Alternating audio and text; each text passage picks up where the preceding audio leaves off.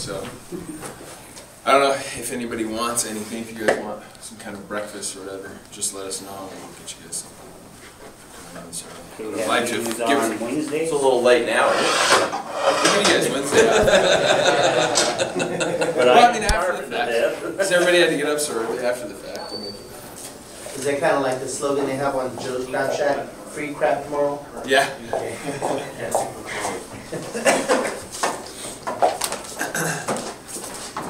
Morning. So remind me at the end of the meeting if you guys want something like muffins from McDonald's or whatever, just let me know and we'll go get you guys something. Obviously, we just want to have a meeting with everybody and touch base on some basic stuff. Just get a feel of how everything's going, what everybody needs, if anything. You know, the hot topic as of late has been percentage. I want to talk to everybody about percentage and see if there are any questions about how it works, how it's working, what's going on with you know, your guys' flag sheets. I know all of you guys should have pretty much talked to all of you about. We switched everybody to percentage once we got everything squared away with accounting. We switched everybody over mid-month, so half of the flag sheet was calculated at flat rate, half of the flag sheet was calculated at percentage. So we went through and calculated everything manually to get everybody's numbers right. There are a couple people's checks that were messed up, but Becky's in the process of fixing them right now. So hopefully there aren't any issues. If there are, please bring them to our attention, let us know. This pay period and every pay period from this point forward is being calculated, and your check will reflect exactly what your flag sheet reflects. So right out of the gate, does anybody have any questions with that? Any issues? Anything unclear? Let us know in private if you don't feel like talking about it as a group. We just want to make sure everybody gets all the money that they're entitled to. There were a couple of people that were overpaid. We're not taking anything away. It was a few dollars here or there. So, you know, that's part of making a big transition like that. There are going to be little blips and errors, and we always want to err on your side. We never want anybody to get shorted out of anything. So please let us know. Seriously, if there's even a dollar, let us know. We'll fix it and make it right. Fair enough? Schedule's still good? Everybody's still good with the schedule? Except for the meetings are on Tuesday. Yeah, that's pretty rough.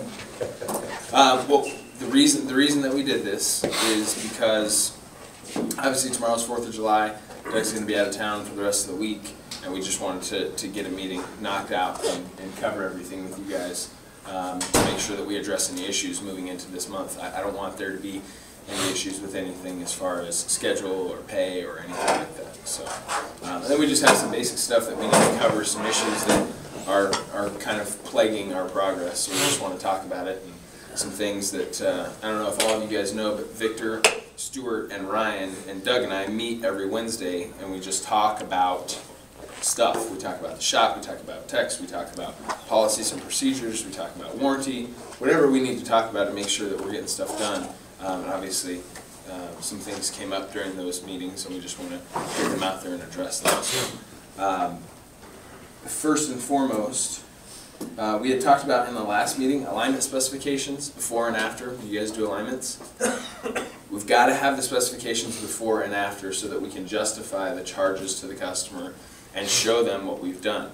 If you hook up the alignment heads and everything is perfectly within specifications and you don't need to make any adjustments whatsoever, then so be it. That's the case. We still charge the customer $89.95 to hook up the heads, check everything, you know, depending upon the model of the vehicle. So 99 out of 100 times you're going to need to make an adjustment. We want to be able to show that to the customer to create value. It's the only way they're going to get value is if they see that there was a problem and we fixed it. Does that make sense? I know sometimes we forget, sometimes you know you're in a rush and you forget to print them, but we've got to do our best to do that because that's what justifies the charges and the time and the energy involved in doing those services. So it helps us show value, just like the inspection sheets, just like your notes, helps us show value to the customer. I think we've been pretty good about this, but I just want to reiterate it. Don't ever release a vehicle to any salespeople, ever. Sales managers are the exception, so like John Barr, obviously Rich, Don Richardson, and Rob. If any of them come and they need to take a car from you for a customer or for whatever, let them take it and then just let Doug or myself or Matt know. But anyone else, just send them to go see a black shirt. Nope, I'm sorry, I can't give you this car, man. You're gonna have to go see one of the service managers, and just leave it at that. I don't want them having customers poking around in your stall.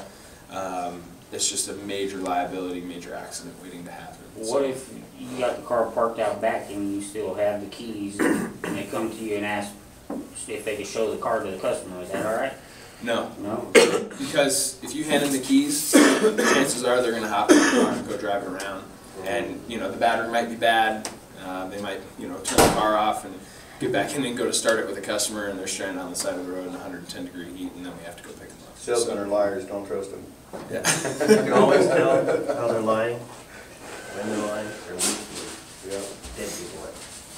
Yeah, I'd rather just, no, I'm sorry, I can't release a vehicle to you without a service manager's authorization. So, I think we're pretty good about that. For everybody that's doing smogs, check engine light repairs with smogs, help us get you guys a little bit more time by recommending to the advisor time to reset the monitors. If you know that we need to reset the monitors during a smog, make sure that you write that on the repair order. You know, a car comes in for a service in a smog and the monitors haven't run, make sure that you write that down so that they can charge the customer for it and we can get you extra time. I'd much rather have the technician, and this only applies to a few people in here, but I'd rather make sure we get the time for something like that than not. So I'm pretty sure we do a good job with that, but there have been a couple of instances where we haven't, and we've had to, you know, still pay the tech and we're not charging the customer. So it's a minor thing, but something we need to make sure we do.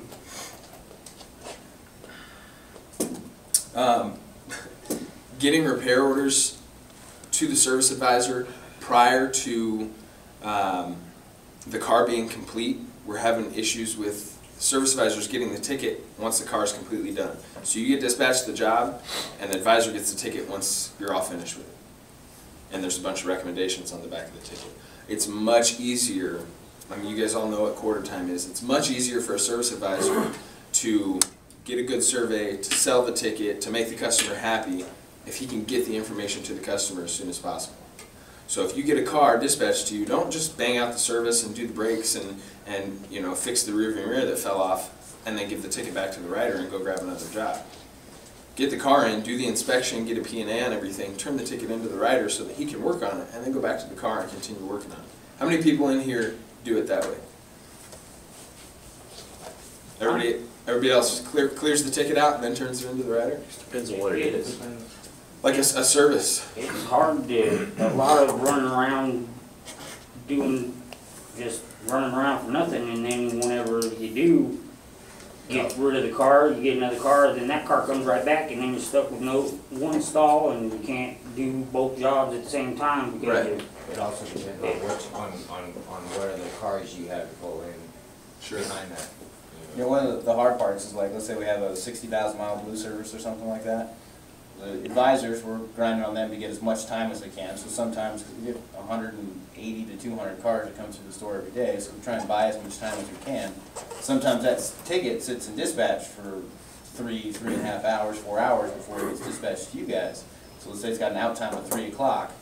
You guys turn the ticket back into the writer at 2:45 because we think that we're good because, you know, we got 15 minutes. Well, you recommend the brakes and a brake flush and all this other kind of stuff.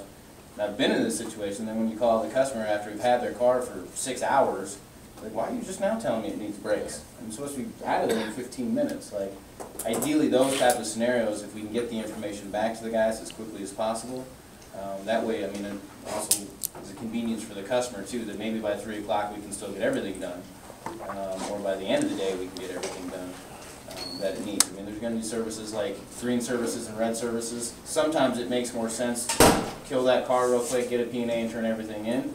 We can get it done quickly, but on some of those bigger jobs that we don't wait until 6 or 7 hours later to give them an update with the recommendations on what it needs. I mean, those are kind of the ideal situations where we could definitely help ourselves and the customer by doing it that way.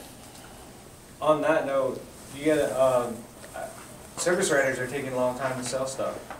I'll give them I'll do that, get all my P&As and everything before I even start working, give it to them, do all the work, finish it, it's done before lunch, but I don't see the ticket back until 3 o'clock in the afternoon with all these upsells. And then it's time to get it done. Yeah, and then they want it done then. If you guys get something like that, unfortunately sometimes